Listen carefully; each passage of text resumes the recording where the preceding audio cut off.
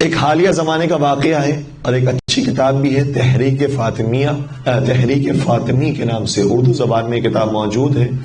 تحریک فاطمی۔ اس کتاب کا شاید ظاہراً آخری واقعہ یہ واقعہ ہے، کہتے ہیں کہ امریکہ کے اندر واشنگٹن میں ایک امام بارگاہ سے ایک ایرانی عالم واپس اپنے گھر کی طرف لوٹ رہے تھے۔ ریڈ سگنل پر جب ان کی گاڑی رکی تو ایک خاتون، امریکہ کی خاتون ان کی گاڑی کے قریب آئی اور نوک کیا، اور نوک کرنے کے بعد سوال کیا کہ آر یو ایرانین، آپ ایرانی ہیں کیا؟ انہوں نے کہا کہ جی میں ایرانی ہوں۔ اچھا، ایرانی کا مطلب پوری دنیا کے اندر یہ ہوتا ہے کہ شیعہ بھی ہے، ایرانی ہے نہ شیعہ ہے؟ تو کہا کہ جی میں ایرانی ہوں۔ تو کہا کہ میرا بچہ بہت بیمار ہو گیا ہے، بہت مریض ہے، اور اتنا مریض ہے کہ ڈاکٹر نے انہیں کہہ دیا ہے کہ اسے بلڈ کینسر ہے، یہ بچ نہیں سکتا ہے۔ ہم نے ڈاکٹروں کو دکھایا ہے لیکن ڈاکٹروں نے جواب دے دیا ہے آپ کوئی کام کیجئے، کیونکہ آپ جن ہستیوں کو مانتے ہیں وہ بڑی بابرکت ہستی ہے، آپ ان ہستیوں کے وسیلے سے ان ہستیوں کا نام لیجئے تاکہ میرے بچے کو شاید ممکن ہے کہ پروردگار شفا دے دے۔ انہوں نے کہا کہ میں ڈائریکٹ تو ایسے نہیں کہہ سکتا کہ بی بی کا نام لیں یا مولا حسین کا نام لیں، اس طریقے سے شفا مل جائے گی اور کوئی شیورٹی دوں یا کوئی گارنٹی دوں۔ لیکن انہوں نے کہا کہ امام بارگاہ کے اندر مجالس چل رہی ہیں، ایام فاطمیہ ہی ہے، کہا کہ مجالس چل رہی ہیں، شب جمعہ ہمارے یہاں پر تفصیل کے ساتھ مجلس منعقد ہوتی ہے، حدیث قصہ بھی ہوتی ہے، مجلس بھی ہوتی ہے، ماتمداری ہوتی ہے، لہٰذا آپ معاف کیجیے گا، لہٰذا آپ شب جمعہ آئیے گا۔ یہ اگلی ہی رات وہاں پر پہنچ گئی اپنے بچے کو لے کر۔ جو جانتے تھے ایرانی عالم دین، انہوں نے استقبال کیا اور انہوں نے ویلکم کیا، بٹھایا، اور جب مجلس ختم ہوئی تو انہیں نیاز پیش کی۔ تو نیاز پیش کرنے کے بعد کہا کہ یہ نیاز اب اپنے اس بچے کو بھی چکھائیے گا، اس کو بھی دیجیے گا۔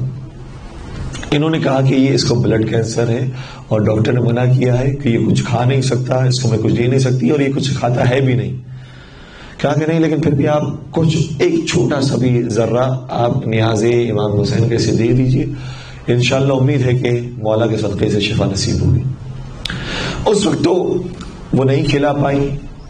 لیکن 2 دن کے بعد وہ خاتون امام بارگاہ پہنچی اور روتے روتے پہنچی۔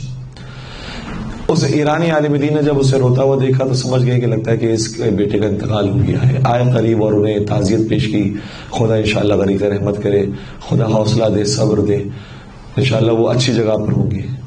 تو وہ خاتون کہنے لگی آپ کیا بات کر رہے ہیں، میرا بیٹا زندہ ہو گیا ہے،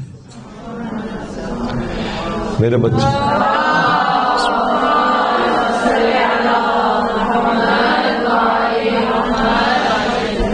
بچے کو شفا مل گئی ہے،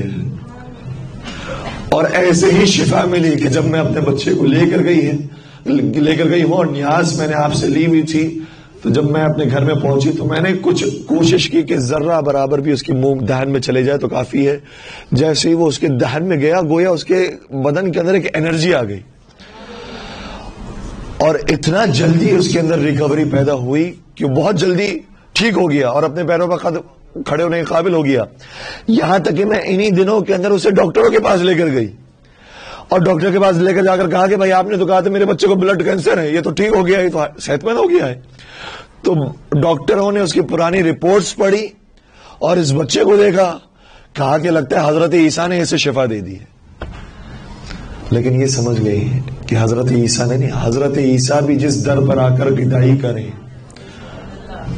حضرت عیسیٰ بھی جس گھر پر آ کر فقیری کریں، اس گھر والی نے اسے شفا دی ہے۔ اور پھر پورے واقعے کو انہوں نے اس امام بارگاہ میں مائک پر آ کر بیان کیا کہ کیا ہوا تھا، میرا بچہ کیسے تھا، کن مراحل سے گزرا، اور پھر کیسے اسے شفا ملی۔